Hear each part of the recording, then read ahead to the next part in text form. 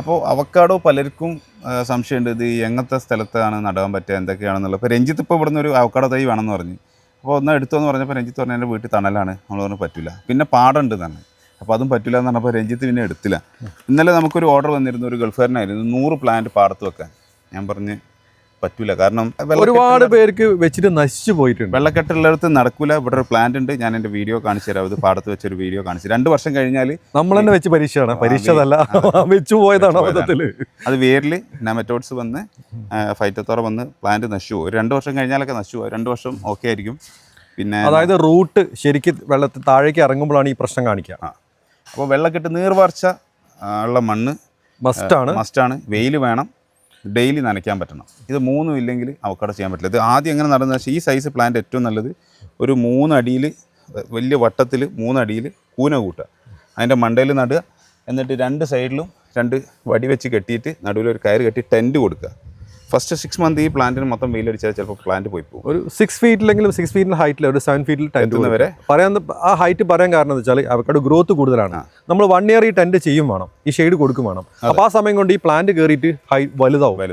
അതുകൊണ്ടാണ് ഇത്ര ഹൈറ്റിൽ ടെൻറ്റ് ചെയ്യാൻ പറയുന്നത്. ഇതിപ്പോൾ 2 ബ്രാഞ്ചായി മണ്ണിൽ വെച്ച് ഒരു ഏകദേശം ഇത്ര എത്തിക്കഴിഞ്ഞാൽ വീണ്ടും കട്ട് ചെയ്യുക, വീണ്ടും ബ്രാഞ്ചസ് ആക്കുക, അകത്തേക്കുള്ള ബ്രാഞ്ചസ് കട്ട് ചെയ്ത് ഒഴിവാക്കുക.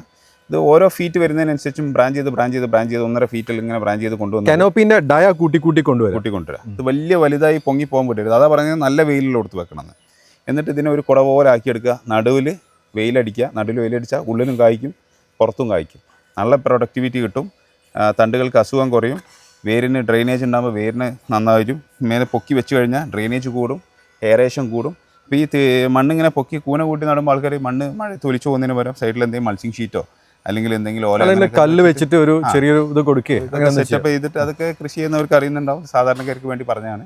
അങ്ങനെ പ്രോപ്പർ ഡ്രെയിനേജ് ആയി കൊടുത്ത് വെച്ച് കഴിഞ്ഞാൽ നമ്മളിത് കായ്ക്കാൻ 3 to 5 years ആണ് പറയുന്നത്. പക്ഷേ ഇങ്ങനത്തെയൊക്കെ സ്ഥലത്ത് വെച്ച് കഴിഞ്ഞാൽ മിക്കവാറും ഇത് 3-ാം വർഷം കായ്ക്കും, നല്ല രീതിയിൽ നോക്കുകയാണെങ്കിൽ. അപ്പോൾ ഇതിനെ വലിയ പൊങ്ങി പോകാൻ വിട്ട് കഴിഞ്ഞാൽ പ്രശ്നം എന്താ വെച്ചാൽ ഇതിൻ്റെ കമ്പ് പെട്ടെന്ന് ഒടിഞ്ഞു പോകും. പ്രത്യേകിച്ച് കായ പിടിച്ചു കഴിഞ്ഞാൽ, കൊലകൊലായിട്ട് കായ പിടിച്ചു കഴിഞ്ഞാൽ ഒടിഞ്ഞു പോകും.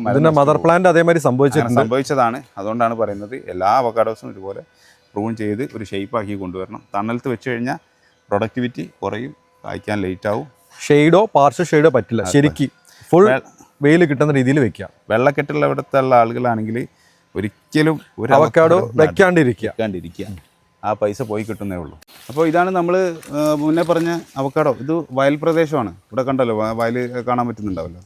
അപ്പോൾ ഈ വയൽ പ്രദേശത്ത് അവക്കാഡോ വെച്ചാൽ ഉള്ള പ്രശ്നം ഈ ഒരു സ്റ്റേജിലൊക്കെ വരും. ഒരു 2 വർഷമൊക്കെ ഗ്രോത്ത് വരും. ഇത് 2-ാം വർഷമാണ് വെച്ചിട്ട്, ഇപ്പോൾ 2-ാം വർഷമാണ്. കണ്ടോ, ഇതെല്ലാം ഇതിൻ്റെ പ്രശ്നം എപ്പോഴാണ് വരാമെന്നറിയോ? ഈ അടിയിലോട്ട് പോകും. ആദ്യത്തെ വർഷമൊന്നും പ്രശ്നങ്ങളില്ല. ഇതിപ്പോൾ 2-ാമത്തെ വർഷമാണ്. ഇപ്പോൾ വേറൊക്കെ ശരിക്കും താഴോട്ട് പോയിട്ടുണ്ട്. അതും മഴയത്തല്ല പ്രശ്നം വന്നത്, മഴ കഴിഞ്ഞു. ഈ ഒരു ഇപ്പോൾ മാർച്ചായി. ഈ മാർച്ച് മാസമായപ്പോഴാണ് ശരിക്കും ഈ ഒരു പ്രശ്നം കാണിച്ചു തുടങ്ങിയത്. അപ്പോൾ ആ മഴക്കാലത്തുണ്ടായ പ്രശ്നം ഈ ഒരു സമയമാകുമ്പോൾ ഈ ചെടിയുടെ മുകളിലേക്ക് എഫക്റ്റ് ചെയ്തത്. നമുക്ക് നോർമൽ ഒരാൾക്ക് മനസ്സിലാവില്ല ഇത് എന്തുകൊണ്ടാണ് സംഭവിച്ചത്. നേരെ വേര് അടിയിലേക്ക് ഇറങ്ങും, നെമറ്റോഡ്സ് അറ്റാക്ക് വരും, ഫംഗൽ വരും, ഫൈറ്റോത്തോറ വരും, സാധനം അടിച്ചു പോകും. ഇതിന് എന്ത് സാഫും കൂഫും അടിച്ചിട്ട് ഒരു കാര്യമില്ല, സാധനം കിട്ടില്ല. ഒരു ഫംഗിസൈഡ് അടിച്ചാലും ഇത് സാധനം കിട്ടില്ല, ഇത് പോവും. പിന്നെ അങ്ങനെ ഒരിക്കലും ഒരു കൃഷി രീതിയിൽ അങ്ങനെ ഒരിക്കലും എല്ലാ ദിവസവും കൊണ്ട് സാഫ് ഒഴിക്കാനും പിടിക്കാനും പെയിൻ്റ് അടിക്കാനും മറ്റേ ബക്കറ്റ് കമത്തി വെക്കാനൊന്നും അതൊന്നും പ്രാക്ടിക്കലായിട്ടുള്ള കാര്യമല്ല. വയൽ പ്രദേശമാണോ, വെള്ളക്കെട്ടുള്ള ഏരിയ ആണോ, അവക്കാഡോ മറന്നേക്കുക. വല്ല മാംഗോസ്റ്റീനോ റംബൂത്താനോ വല്ല തെങ്ങോ അങ്ങനത്തെ വല്ല സാധനവും വെക്കുക. അല്ലാതെ ഇങ്ങനത്തെ സാധനം വെച്ച് കൃഷി ചെയ്ത് വെറുതെ കാശ് കളയരുത്. ഇന്നലെ നമുക്ക് ഒരു ഗൾഫുകാരൻ്റെ ഓർഡർ ഉണ്ടായിരുന്നു, ഒരു 100 പ്ലാന്റ്സിൻ്റെ. നമ്മൾ നടക്കില്ല എന്ന് പറഞ്ഞു. അപ്പോൾ എന്തിനാ അങ്ങനെയൊക്കെ ചെയ്ത് കഴിഞ്ഞാൽ ഒരാൾക്ക് കൃഷി ചെയ്യാനുള്ള എല്ലാവിധ താല്പര്യങ്ങളും നശിച്ചു പോകും. മനസ്സിലായില്ലേ? വെള്ളക്കെട്ട് എന്ന് പറഞ്ഞാൽ മുകളിലെ വെള്ളക്കെട്ടല്ല കേട്ടോ, താഴെയായാലും ഗ്രൗണ്ട് വാട്ടർ ആയാലും ഇവിടെ ഒരു 5 അടിക്ക് താഴെ വേണം.